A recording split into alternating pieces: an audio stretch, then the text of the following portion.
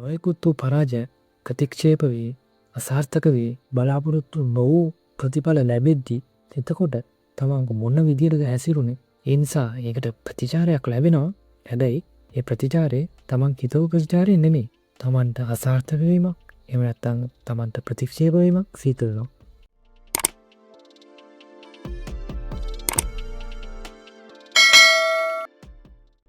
අලුත් මාතෘකාවක් ගැන කතා කරන්න ඕන කියලා හිතනවා. මොකන්ද කියනවනම් නිහතමානීකම කියන්නේ මොකද්ද කියන එක සහ නිහතමානීකම ජීවිතයට සාර්ථකව ළඟා කරගන්න විදිය මේ වීඩියෝකින් කතා කරනවා. වැඳි සිටින්න වීඩියෝ එකත් එක්ක. ඇත්තටම නිහතමානීකම කියන්නේ තමන් මැද තැනක ඉන්නවා කියන එක. තමන්ට ජයග්‍රහණ ලැබුණාම මහා උත්සාහයෙන් සන්තෝෂ වෙනවා. සමරනවා. දවසක් දෙකක් අරන් සමරන්න. හැබැයි ඒහා වේගයෙන්ම ඉතාමත් මෝනිකමින් ඒ ජයග්‍රහණය අතහැරලා දාන්න. ඊට පස්සේ පරාජය සිද්ධ වෙද්දී තමන් මොන වගේ මානසික මට්ටමකද ඉන්නේ? කොච්චර මානසික වැදන් වෙනවද? කම්පණය වෙනවද?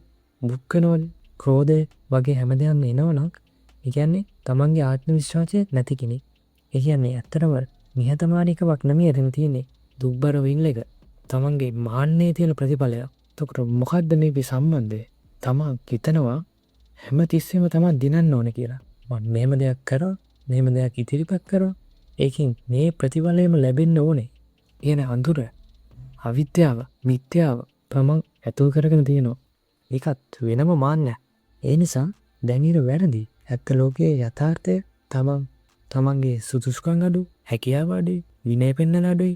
ඒ වගේ මොනවා හරි අඩුපාඩුකම් තියෙනවා. එහෙම නැත්නම් ලෝකයේ තමන් යථාර්ථය හරියට තේරුම් ගන්නෑ. තමන්ගේ යථාර්ථය හරියට තේරුම් ගන්නෑ. ඒ නිසා ඒකට ප්‍රතිචාරයක් ලැබෙනවා. හැබැයි ඒ ප්‍රතිචාරය තමන් හිතපු ප්‍රතිචාරය නෙමෙයි.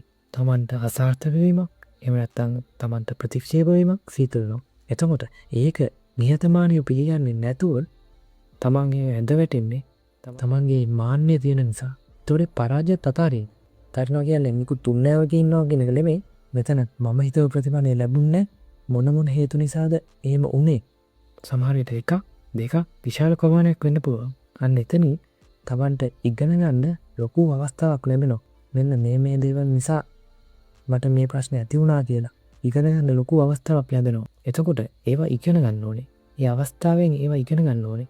එතකොට ඒවට අවශ්‍ය ගුරුවරු, එහෙම නැත්නම් අවශ්‍ය පොත්පත්, අවශ්‍ය පාඨමාලා ලබාගෙන ඒ දේවල් ඉගෙන ගන්න ඕනේ. ඒක නිහතමානීව ඒ මාර්ගයට අවතීර්ණ වෙන්න ඕනේ. එතකොට නිහතමානීකම කියන්නේ ඊටමත් සියුම්, තාවත් ප්‍රබල මේ වගේ මානසික තත්ත්වයක්. එතකොට මේ නිහතමානීකම අෂ්ටලෝක ධර්මයට සම්බන්ධයි. යස ආයස, නින්දා ප්‍රශංසා, ජය පරාජය, සැප දුක, ඒ කියන දේවල් වලට නොසලී සිටින්න කියලා කිව්වේ. කම්පා නොවි සිටින්න කියලා කිව්වේ. එතකොට ඒ වගේ අෂ්ටලෝක ධර්මයටත් මේක විතරම සම්බන්ධයි. එතකොට ඒ වගේ නිහතමානීව සිටින එකත් ආත්ම විශ්වාසයත් අවසානයේදී ආධ්‍යාත්මික තලයකටම එස වෙනවා. එතකොට මේක අතිශයින්ම අවශ්‍ය වූ ගුණාංගයක්. ආධ්‍යාත්මික ලෝකයේ එහා කෙලවරටම යන්න. ඒ නිසා තමන්ගෙන් අහලා බලන්න. මේ වැඩසටහන අවසන් වෙලා පිළිපස්සට හැරිලා බලපුවාම යම්කිසි ජයග්‍රහණ, යම්කිසි මිල මුදල්, යම්කිසි ආදායම්, ගරුණම්බි, සැලකිලි, සම්මාන මේවා ලැබෙද්දී තමන් මොන විදියටද හැසිරුනේ?